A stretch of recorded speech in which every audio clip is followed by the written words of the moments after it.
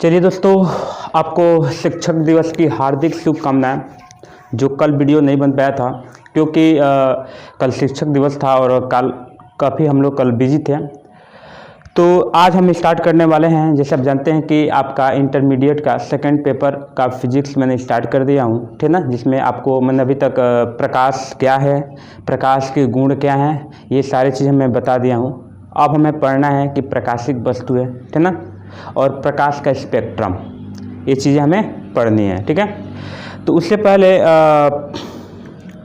मैं चाहूँगा कि कल मेरा एक स्टूडेंट ने एक गिफ्ट दिया है, मैं चाहता हूँ उसको थोड़ा सा अनबॉक्सिंग कर दूँ।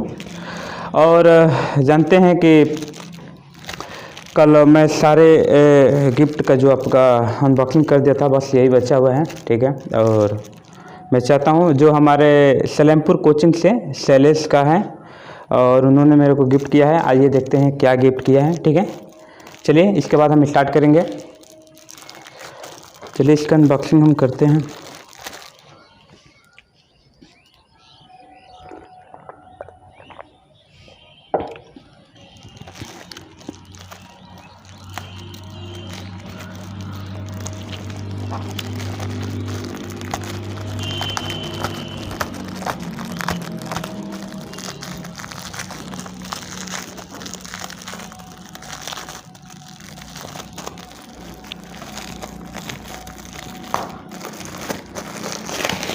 चलिए देखते हैं।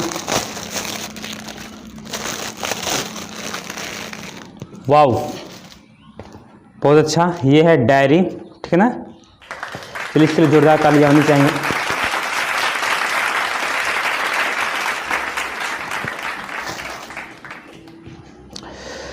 चलिए इसके बाद स्टार्ट करते हैं। चलिए हम स्टार्ट करते हैं। तो हम आपको बताते हैं कि प्रकाशिक वस्तु क्या होते हैं। इसमें आपको पढ़ना है प्रकाशित वस्तु,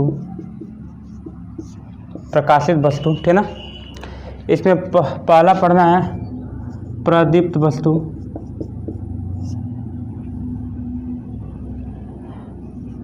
प्रदीप्त वस्तु।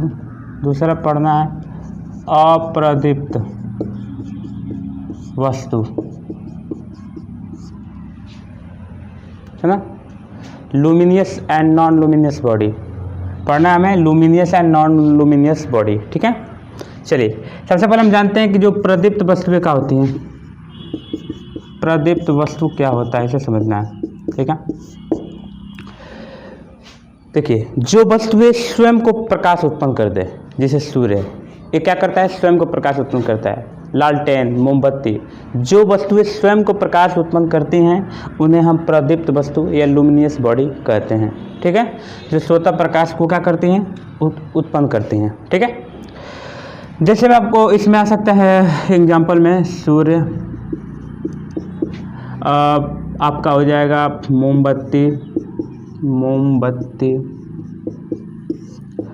इसके बाद लालटेन कर सकते हैं। अब तो लालटेन का समय चला गया है, ठीक है। चलिए, लालटेन थोड़ा सा गलत हो गया है, लालटेन, ठीक है। ये सब क्या है, प्रदीप्त वस्तुएं हैं जो क्या करती हैं, प्रकाश स्वतः उत्सर्जित करती हैं, उत्पन्न करती हैं, ठीक है ना। चलिए, अगर इसकी परिभाषा आप चाहते हैं तो आप ये स्क्रीन पर आ रहा है, इसको स्क्रीनशॉट कर सकते हैं। ये आपकी प्रदीप्त वस्तु हो गई। दूसरा हमें पढ़ना है अप्रदीप्त वस्तुएं, अप्रदीप्त वस्तुएं, वस्तुएं, ठीक है ना। देखिए, अप्रदीप्त वस्तुएं क्या होती हैं, जो प्रदीप्त को छोड़कर जो प्रकाश उत्सर्जित न करे, न उत्पन्न करे, ठीक है ना, उसे अप्रदीप्त वस्तुएं। तो सारी देखें, जैसे हो जाएगा कुर्सी, मेज, ठीक है, जो भी प्रकाश उत्पन्न न करे, ठीक है। जैसे मान लीजिए मार्कर, क्या ये प्रकाश उत्पन्न कर रहा है, नहीं, प्रकाश उत्पन्न नहीं कर रहा है, ठीक है। तो ये आपका अप्रदीप्त वस्तु है। चंद्रमा भी आ जाएगा क्योंकि चंद्रमा स्वयं प्रकाश उत्पन्न नहीं करता है, वो परावर्तित प्रकाश को फेंकता है, ठीक है। ये हुआ हमारा अप्रदीप्त वस्तु है, ठीक है। चलिए, इसका भी अगर आप चाहते हैं कि इसकी आपका परिभाषा, तो आप स्क्रीन पर आ रहा है, इसका स्क्रीनशॉट कर सकते हैं। आने वाले दर्पण, दर्पण, मिरर, ठीक है, जिसे हम आम भाषा में ऐसे आईना भी कहते हैं, आईना भी कहते हैं। ठीक है, अब समझते हैं कि मिरर क्या होता है। जब किसी चिकने पृष्ठ जैसे कांच का प्लेट, जब किसी चिकने पृष्ठ यानी कांच का प्लेट पर चांदी अथवा पारे का पॉलिश कर दिया जाए और उस पर लाल ऑक्साइड का पेंट कर दिया जाए तो वो बन जाता है दर्पण। ठीक है, वो क्या कहलाता है? दर्पण। तो एक पृष्ठ परावर्तक छोड़ दिया जाए तो जो एक पृष्ठ होता है ये बन जाता है दर्पण, ये मिरर हो जाता है। इस पर किरणें परावर्तित होने लगती हैं, इस पर किरणें क्या होने लगती हैं? परावर्तित होने लगती हैं, ये दर्पण कहलाता है। ठीक है, जब किसी चिकने पृष्ठ जैसे कांच की प्लेट के एक पृष्ठ पर चांदी अथवा पारे का पॉलिश कर दिया जाए और उसे लाल ऑक्साइड से पेंट कर दिया जाए तो वह मिरर बन जाता है ना, एक परावर्तक पृष्ठ मिरर बन जाता है। ठीक है, अब चलिए दर्पण के प्रकार पढ़ते हैं। दर्पण के प्रकार, दर्पण के प्रकार, टाइप्स ऑफ मिरर। दर्पण के मुख्य रूप से दो प्रकार हैं। पहला है समतल दर्पण, समतल दर्पण। दूसरा है गोलीय दर्पण, गोलीय दर्पण। ठीक है, समतल दर्पण और गोलीय दर्पण। ठीक है, अब चलिए इन दोनों को पढ़ते हैं हम।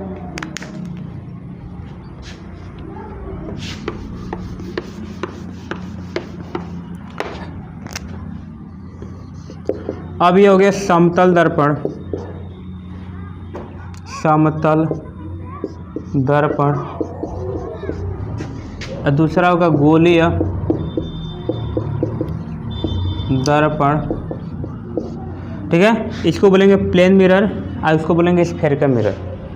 देखिए, जब किसी समतल चिकने पृष्ठ को, जब किसी समतल चिकने पृष्ठ को एक ओर से चांदी अथवा पारे से पॉलिश कर दिया जाए और इस पर लाल ऑक्साइड का पेंट कर दिया जाए तो वो समतल दर्पण बन जाता है, यानी वो समतल दर्पण बन जाता है।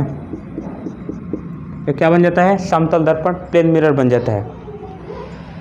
जब किसी कांच के खोखले गोले को, जब किसी कांच के खोखले गोले को एक सिरे को दो भागों में काट दिया जाए, इसके दो भागों में काट दिया जाए तो वो गोलीय दर्पण बन जाता है।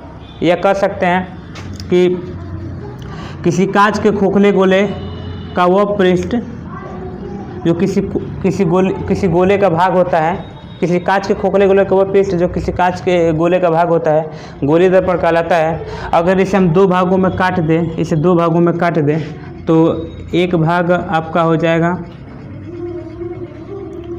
और एक भाग आपका ऐसे हो जाएगा। ठीक है, अब इसमें क्या करते हैं कि इसके उठे हुए भाग को अगर हम पॉलिश कर देते हैं, उठे हुए भाग को अगर पॉलिश कर देते हैं, उठे हुए भाग को अगर पॉलिश कर दिया जाए तो ये बन जाएगा अवतल दर्पण, अवतल दर्पण।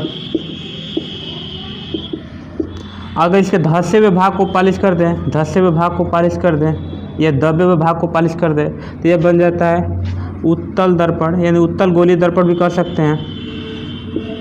उत्तल गोलीय दर्पण, गोलीय दर्पण, उत्तल गोलीय दर्पण। ठीक है, ये बन जाता है। चलिए अब पढ़ते हैं हम समतल दर्पण।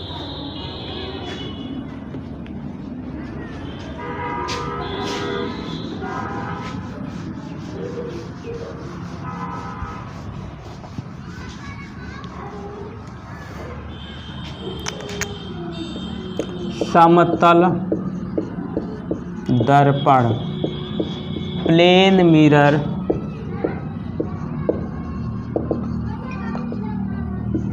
प्लेन मिरर, समतल दर्पण। ठीक है, चलिए समतल दर्पण अभी हम आपको बताए हैं। जब किसी समतल चिकने पृष्ठ जैसे कांच के प्लेट पर चांदी अथवा पारे का पॉलिश कर दिया जाए और उस पर लाल ऑक्साइड का पेंट कर दिया जाता है तो वो बन जाता है समतल दर्पण। अब इसमें हम पढ़ते हैं समतल दर्पण में पहला चीज़ कि जो समतल दर्पण में जो प्रतिबिंब बनता है, जैसे आप समतल दर्पण देख रहे हैं, समतल दर्पण में प्रतिबिंब सदैव जो देखिए समतल दर्पण में जो प्रतिबिंब बनेगा सीधा बनेगा, ठीक है, आभासी बनेगा, सीधा बनेगा, आभासी बनेगा, और इसके बाद आपका सीधा बनेगा, आभासी बनेगा, वस्तु के बराबर बनेगा, वस्तु के बराबर, वस्तु के बराबर, वस्तु के बराबर बनेगा, ठीक है ना। सीधा बनेगा, आभासी बनेगा और वस्तु के क्या बनेगा, बराबर बनेगा। जैसे आप देखते होंगे जब प्लेन मिरर में अपने आप को देखते हैं, आप जब प्लेन मिरर में अपने आप को देखते हैं तो जैसा हूबहू आप रहते हैं उतना ही वैसा ही आपका प्रतिबिंब बनता है। अब देखिए दर्पण, जैसे मान लीजिए प्लेन मिरर है, ये प्लेन मिरर है, प्लेन मिरर में वस्तु जितनी दूरी पर रहेगी, जैसे मान लीजिए आपका कोई वस्तु है जो 5 मीटर की दूरी पर है, तो दर्पण के अंदर भी वो क्या बनेगी, जो प्रतिबिंब बनेगा आपका, जो आपका प्रतिबिंब बनेगा वो 5 मीटर का दूरी पर ही बनेगा, ठीक है, ये 5 मीटर की दूरी पर ही बनेगा, ठीक है। अब वस्तु जितनी बड़ी रहेगी, मान लीजिए कि वस्तु की लंबाई है 2 मीटर, तो ये प्रतिबिंब भी की लंबाई भी होगी 2 मीटर, ठीक है। इसमें क्या होता है, इसमें जब प्रतिबिंब क्या होता है, इसमें क्या होता है कि जो आप दायां देखते हैं वो बायां दिखाई देता है, बायां देखते हैं दायां दिखाई देता है, ठीक है। ये निकाल सकते हैं कि वस्तु जितनी दूरी पर हो, जितनी दूरी पर हो, वस्तु जितनी दूरी पर हो, प्रतिबिंब उतनी ही दूरी पर बनेगा, प्रतिबिंब उतने ही दूरी पर बनेगा,